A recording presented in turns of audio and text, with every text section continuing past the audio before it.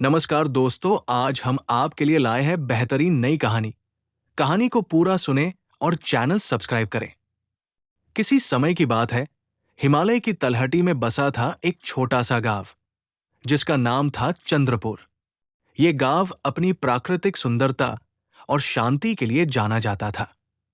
घने जंगल, झरने और पहाड़ों की गोद में बसा ये गांव ऐसा लगता था मानो स्वर्ग का एक टुकड़ा धरती पर उतर आया हो।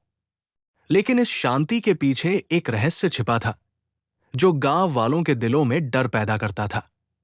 यह रहस्य था डायन की सोने की जाल का।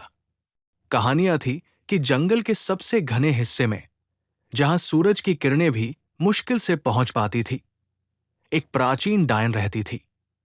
उसका नाम था कालरात्रि। कहा जाता था कि कालरात्रि के पास एक जादुई जाल था, जो सोने के तारों से बना था। ये जाल इतना शक्तिशाली था कि जो भी इसके संपर्क में आता, वो डायन के वश में हो जाता। गांव के बुजुर्ग बताते थे कि कई साल पहले कुछ लोग जंगल में गए और फिर कभी नहीं लौटे। गांव वालों का मानना था कि वे डायन की जाल में फंस गए थे। चंद्रपुर में एक युवक रहता था, जिसका नाम था रघु। रघु एक साहसी और जिज्ञासु लड़का था। वो गांव के बाकी लोगों से अलग था। जहां गांव वाले डायन की कहानियों से डरते थे, वहीं रघु को इन कहानियों में रोमांच महसूस होता था। वो अक्सर सोचता कि क्या वाकई में कोई डायन है, या ये सब केवल कोरी कल्पना है। एक दिन जब गांव में एक और व्यक्ति जंगल में गायब हो गया, तो रघु ने ठान लिया कि वो इस रहस्य का पर्दाफाश करेगा।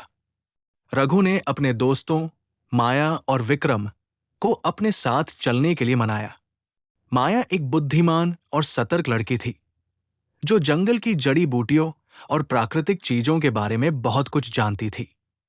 विक्रम, दूसरी ओर, एक मजबूत और नन्हा सा डरपोक लड़का था, जो रघु की दोस्ती के कारण इस साहसिक यात्रा में शामिल हुआ। तीनों ने मिलकर जंगल में जाने की योजना बनाई। अगली सुबह सूरज उगने से पहले ही तीनों दोस्त जंगल की ओर निकल पड़े।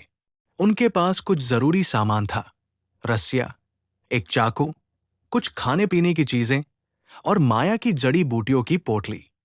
जंगल में घुसते ही उन्हें एक अजीब सी ठंडक महसूस हुई। पेड़ इतने घने थे कि सूरज की रोशनी जमीन तक नहीं पहुंच पा रही थी। पक्षियों की चहचहाट धीरे धीरे कम होती गई और एक अजीब सी खामोशी चारों ओर छा गई। रास्ते में माया ने कुछ पौधों को देखकर बताया कि ये जंगल सामान्य नहीं है। कुछ पेड़ों की छाल पर अजीब से निशान थे, जो मानो किसी ने जानबूझकर बनाए हों। विक्रम डर के मारे बार बार पीछे मुड़कर देख रहा था, लेकिन रघु ने उसका हौसला बढ़ाया। कई घंटों तक चलने के बाद वे एक गुफा के पास पहुंचे। गुफा का मुंह इतना बड़ा था कि उसमें पूरा गांव समा सकता था। गुफा के बाहर कुछ सुनहरे धागे जमीन पर बिखरे पड़े थे, जो चमक रहे थे। ये वही सोने की जाल है। माया ने फुसफुसाते हुए कहा। हमें सावधान रहना होगा, रघु ने कहा। यह जाल जादुई हो सकता है। डायन का सामना तीनों ने गुफा में प्रवेश किया। अंदर का दृश्य और भी भयावह था। गुफा की दीवारों पर अजीब से चित्र बने थे, जो मानो किसी प्राचीन भाषा में लिखे गए हों। गुफा के बीच में एक बड़ा सा सुनहरा जाल फैला हुआ था, जो हवा में तैर रहा था। उसकी चमक इतनी तेज थी कि आंखें चुंधिया रही थी। जाल के बीच में एक बूढ़ी औरत खड़ी थी, जिसके बाल सफेद और आंखें लाल थी। वो थी कालरात्रि, डायन। तुम लोग यहां क्या करने आए हो? कालरात्रि की आवाज गुफा में गूंज उठी। उसकी आवाज में एक अजीब सी शक्ति थी, जो सुनने वालों को डरा देती थी। रघु ने हिम्मत जुटाकर कहा, हम गांव वालों को बचाने आए हैं। तुमने उन्हें अपने जाल में फंसाया है। उन्हें आजाद करो। कालरात्रि हंसी। उसकी हंसी इतनी डरावनी थी कि विक्रम के पैर कांपने लगे। मूर्ख बच्चे, उसने कहा, यह जाल मेरी शक्ति है। जो भी इसमें फंसता है, वो मेरा गुलाम बन जाता है। तुम भी अब मेरे वश में आ जाओगे। माया ने देखा कि जाल के पास कुछ प्राचीन मंत्र लिखे हुए थे। उसने अपनी जड़ी बूटियों की पोटली से एक खास पाउडर निकाला और उसे जाल पर छिड़क दिया। तुरंत ही जाल की चमक कम होने लगी। कालरात्रि गुस्से से चीखने लगी। माया ने रघु और विक्रम को बताया कि ये जाल एक प्राचीन जादू से बना है, जो केवल सच्चाई और निस्वार्थ भावना से टूट सकता है। रघु ने कालरात्रि से कहा, हम तुमसे नहीं डरते। हम अपने गांव वालों को बचाने आए हैं और हम पीछे नहीं हटेंगे। उसकी आवाज में इतनी दृढ़ता थी कि कालरात्रि एक पल के लिए ठिठक गई।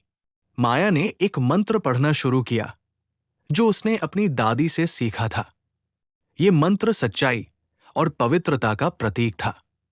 जैसे जैसे माया मंत्र पढ़ती गई, जाल धीरे धीरे टूटने लगा। कालरात्रि चीखने लगी, लेकिन उसकी शक्ति कम होती जा रही थी। अंत में जाल पूरी तरह से नष्ट हो गया और गुफा में फंसे हुए लोग आजाद हो गए। कालरात्रि की शक्ति जाल के साथ ही खत्म हो गई। वो एक कमजोर बूढ़ी औरत बन गई, जिसे अब कोई डर नहीं था। उसने बताया कि वो सदियों पहले एक जादूगरनी थी, जिसने लालच में आकर ये जाल बनाया था। लेकिन अब वो आजाद थी और अपने किए पर पछता रही थी। रघु, माया और विक्रम गांव वालों को लेकर चंद्रपुर लौट आए। गांव में उनकी बहादुरी की कहानियां गूंजने लगी।